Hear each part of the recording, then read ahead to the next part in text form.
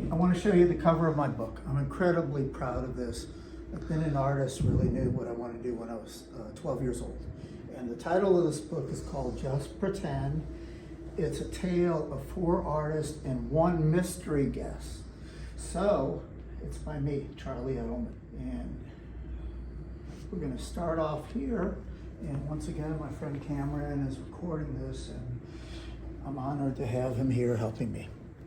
And so when I thought about these 3 artists, Susan Valladon, Vincent van Gogh, and Toulouse-Lautrec, they knew each other. And for Toulouse-Lautrec and Van Gogh, they didn't have a lot of friends, but they met in school. Anyway, I'm gonna let the story unfold. So right here, I start off with stars, 3 stars, the sky, and right here, Vincent is in a boat with his mom, and his mom is saying, "Your father's a preacher. Why don't you become a preacher?"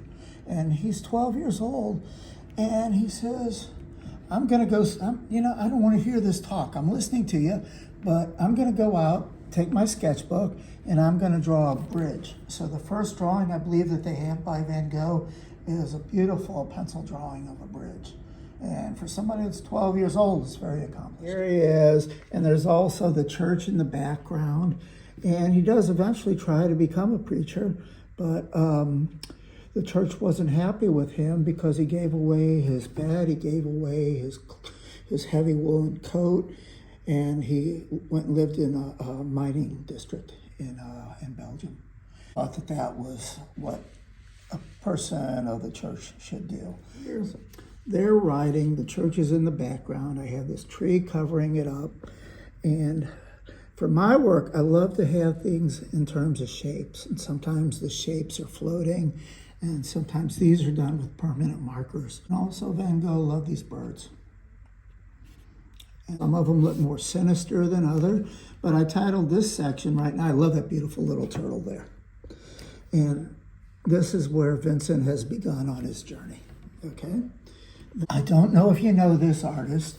Her name is Susan Valladon, and she wanted to be a trapeze artist. She fell off the trapeze, and she couldn't work for the circus anymore. So she's apparently very beautiful, and she started modeling for Gogh and Renoir and another number of artists. And here she is when she's a young gal. And she loved to do self-portraits, but here she's working on a painting. She's holding her palette with a little tin cup on the end of the palette. And I like these green shoes that I gave her down here. And I wanted the color somehow to form some sort of unity, but also have a lot of contrast with it too. And I'm very much interested in shapes also. So I work very hard on these. And then here's another one of her paintings. And she loved to do a lot of self-portraits, and that's how she basically learned how to paint. Pretty good teachers that she had also. So this is a good friend of mine named Henri Toulouse-Lautrec, and here he is about 12 years old. And he fell off some horses, and his legs stopped growing, basically, and maybe there were some other things that were going on in the family at that time, but here he is outside drawing a horse. And when I thought of him, I wanted to emphasize the color of what he's painting. And so I like this horse. I repeat the horse in another spot in this picture, but I can see the concentration in his face. And something happened with me about 15 years ago where whatever I touched sort of had this magical quality to it. And instead of redoing and going over, I found like I had the ability to do things with one line, one time, and a lot of the drawings. Not so much in the paintings, but I think that's pretty fabulous for me. And then if we go over to the next side, the book is called Just Pretend, and it started in 1880, and it goes to 2023. And here Vincent was fascinated with structures. So I was just talking to a friend of mine about the church, maybe his last painting. He's still obsessed with how things fit together. And so, they question whether this painting was done. My friend Cameron just told me, but I saw the painting, it's in the Louvre, and it's fantastic. And you know what? when you hear people that criticize things sometimes, I had a friend who was married to this guy who wasn't an artist, he was an administrator. She got tired of hearing him criticize everything when they went around to galleries in New York. So she finally just said to him after, I don't know how many times, "Can you do better?" And he shut up. And so I remember that very well. But Vincent loves structures. There he is with his reddish hair. Susan Valladon, she loves self-portraits. And at 14 years old, she did incredible pastel portraits. And she says, "I'm good." And she knew it. And so Henri is down here painting outside. And then he says here at 15 years old, "Everybody will know my name. I'm sure that you'll know my name." Now that wasn't the case at 15, but everybody knew him later for not just his artwork, but he became very famous when he started doing posters for the dancers, and they plastered all these all over Montmartre in Paris. I'd include Van Gogh's Yellow House here. Here's Van Gogh walking down the road. That's where he also lived for a brief time with Paul Gauguin. The windmill of the Moulin Rouge. Also, Toulouse-Lautrec was very wealthy. So I have a section here. It's kind of like stained glass windows, but this is the mansion that he grew up in. And the three of them have grown up, starting to show how they weren't a team, but how close they were with each other.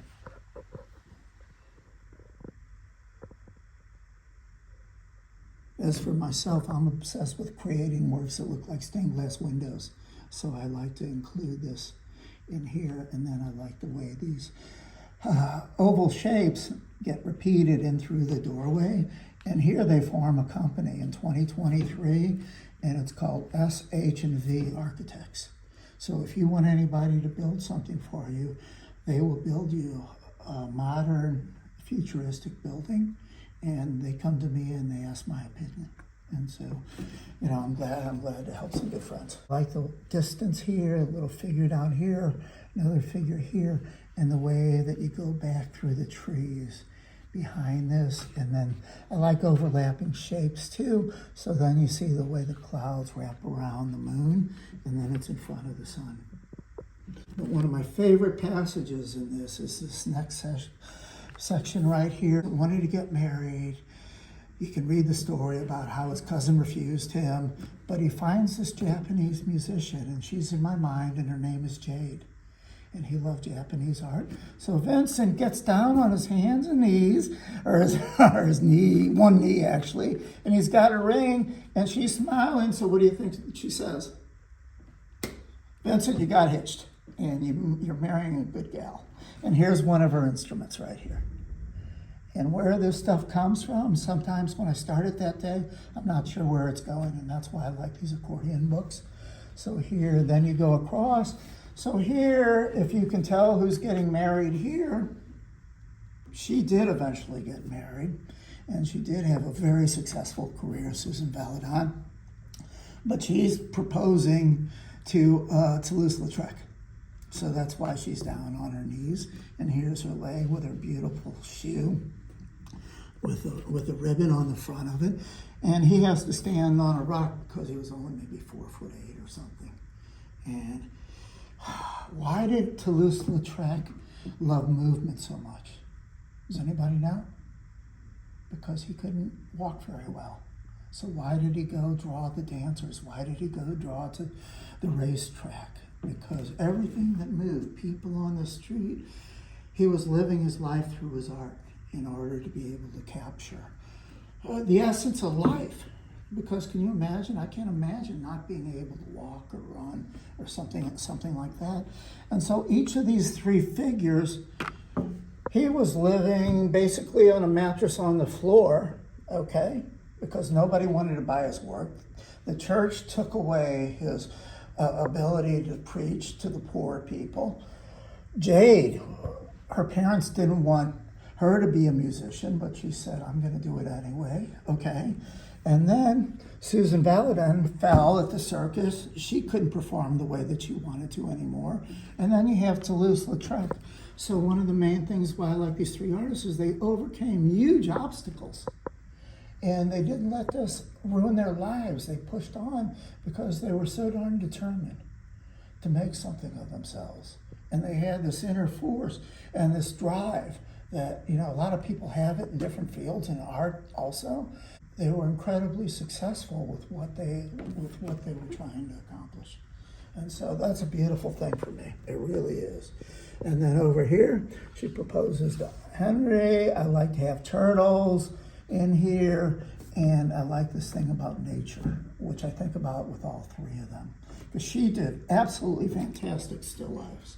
And one of her best paintings is a nude figure that's in the Lehman collection at the Metropolitan Museum in New York.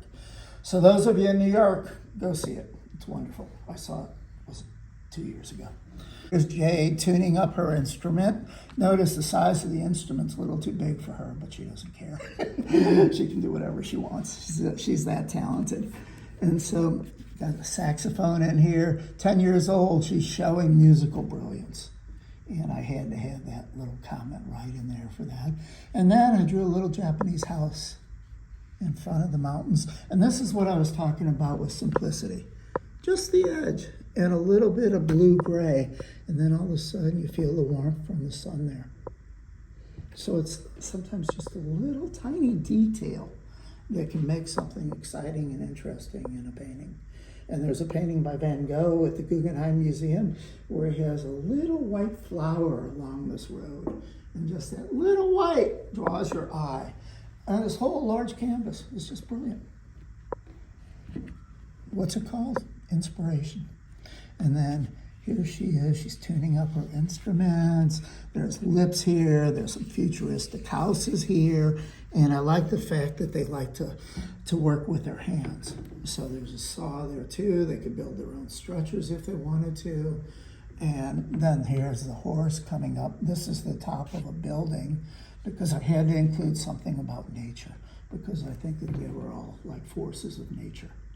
And also for me, I like to have this kind of jigsaw kind of pattern to it. And then the contrast between the white. I think Franz Hals might like this. I'd like to ask him. Here's Toulouse-Lautrec. He rented a house in a small little town and he put up practically billboards along the fence and he painted some nudes, he painted some things that would be offensive to the townspeople. And Toulouse-Lautrec, he lived practically in a brothel for a good part of his life. So here he is stretching this out and he's painting this. Here he also has a portrait of Susan Valladon right there. And then there's an instrument down here. And then I like these kind of crazy sculptural things that come into it, where there's another horse that's rambling on. And here she is. Here's Jade, little cat in there. And there's Toulouse-Lautrec. A work of art, when you look at it, you have to think about the empty spaces. Because if you always repeated yourself and hit yourself over the head at the same time, nothing would show up, okay? Talk about Jackson Pollock a lot, but I never really hear them talk about the kind of empty spaces where he lets you breathe. And when he's painting that on a 16-foot canvas on the floor and he's dripping along with his paint, he knows where to let up and let it flow. And as we're on the subject, Mondrian loved Jackson Pollock. Right here, the fields. Once again, Van Gogh, a little house out there in the field, pumpkins, pumpkin patch, some squash down here. This is the welcome to the SHYJ. Jade's in there now, Creative Originality Hall. And then it's all over the world now because they have schools. And it's all about being creative and whatever you want to do. And then the title of the book changes from just pretend to not pretending. So we're not pretending anymore. And then we fade off to the universe. And if you didn't know this about Susan Valladon, she became very famous. Where it might have been NASA, where they named a section, I believe, of the moon after her.